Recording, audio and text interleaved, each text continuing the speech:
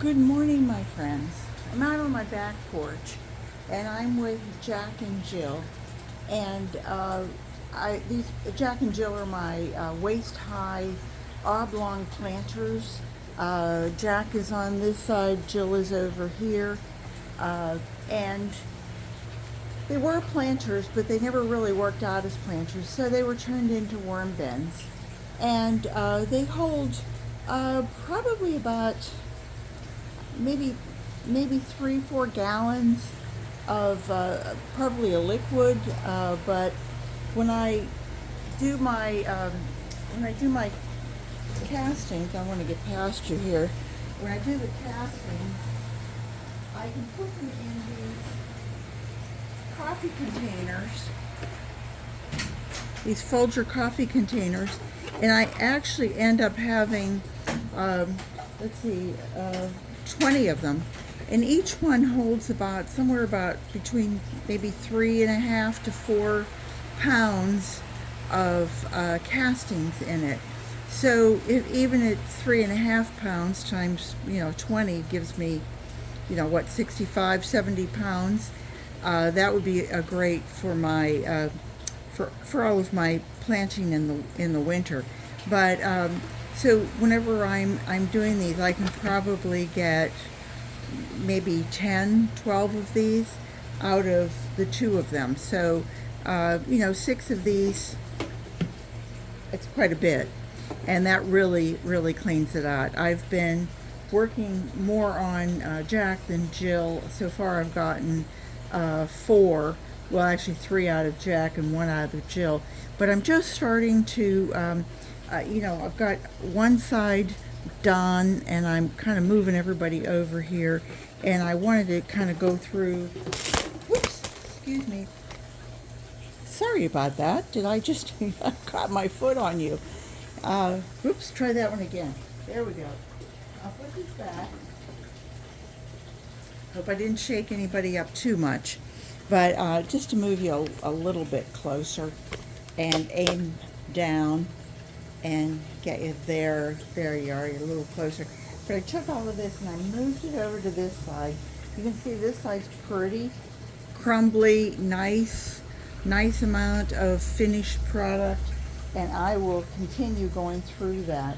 But what I did to start, I added shredded cardboard, shredded paper.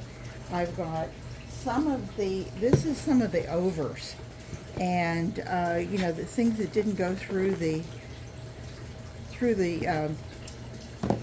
sifter. This is my sifter, and I have a 1/4 of an inch and an 1/8 of an inch together, and it seems to work out really well. It catches any of the worms coming out. I'll show you that in a minute. But what I did is that then I have some of the overs on top of the on top of the shred. I'm fumbling for words today, sorry. And what I'm going to do is just put a little bit of water, not a whole lot, but I just wanted to get down there. This, by the way, was all in the freezer. Well, the fruit was, the paper wasn't, but the fruit was. And I want to make sure that kind of doesn't leak out the bottom. There we go. We can move it back over here. I have a cork in this.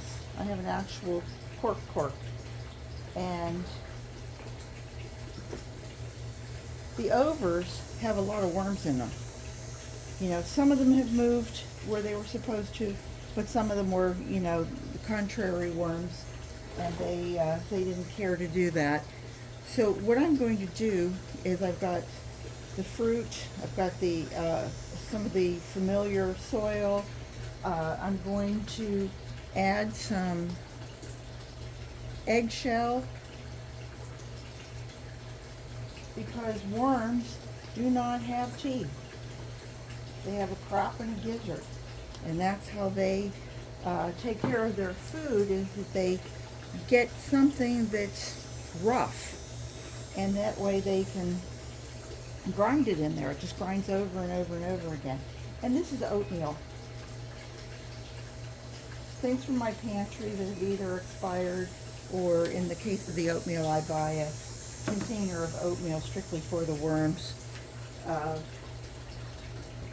to go ahead and have something that will fatten them up, because you know oats are good, they fatten us up. Why not have it fatten up the worms? I'm going to add just more of the overs that I have so far. Oops, wait a minute. Charlie the worm here. And his girlfriend Betty Lou. There they go. Okay, all right, everybody's out. And took my gloves off to set this up, and I didn't put them back on. All right, so now we have the overs on top of it. Now I'm going to add a little bit more bedding. You know, bedding is edible, so it's not like it's just. So come up behind you there. So we're kind of finishing this off, but at the same time, anybody with any worms are going to get brought back down to this end so that we can start it again. And also, the other reason you might want to put bedding down is to keep anything from, you know, if this were an outside bin, I mean, it's out on my porch, but it's not outside. If this were outside, you might want to put bedding on top just to keep any small creatures from, you know, going, yum, that looks delicious. I think I'll go over there and dig around. And I'm going to just give it just a little bit more liquid, because this has pretty much dried out quite a bit. And that's about it. That's all I'm going to do. So when you're redoing your beds, it's good to designate a side. And, you know, you can feed, especially when you have a container like this. Now, if I had a layered container, then I'm going to be feeding the top, and then I'm going to be harvesting the bottom, and kind of working in that rotation is what they say. We have a friend, Patrick, over at Vermicompost, Learn by Doing, and he does his just a little different. I would suggest you go over and watch him. He has a nice way of doing it where he will put the one to, he takes the one to be harvested and he puts it on the second, and then everybody else from that top layer is almost done, and as it's drying out, the worms are moving down in it versus moving up. And he's had great luck with that. I've tried it a couple times, and it works for me, but I really have to keep at it. And so, but anyway, this is a closed system, or an open system, whichever one you want to say it, where it's all open, and instead of the worms moving up and down, these are composting worms, and they kind of undulate. They move side to side, because they don't have a bottom tray to go into. They don't have a top tray. They have only what is. So we're going to coax them back over here and start this rotation again. And as they come over here, we're just kind of going to keep dumping them over in there. I'm going to keep letting some of this dry out so that I can harvest that. So that was all I wanted to show you for today. And I hope everybody has a great day. And if you're interested in worms, please come back and see me again soon. Remember, garden what you've got. Take care, everybody. See you real soon. Bye-bye.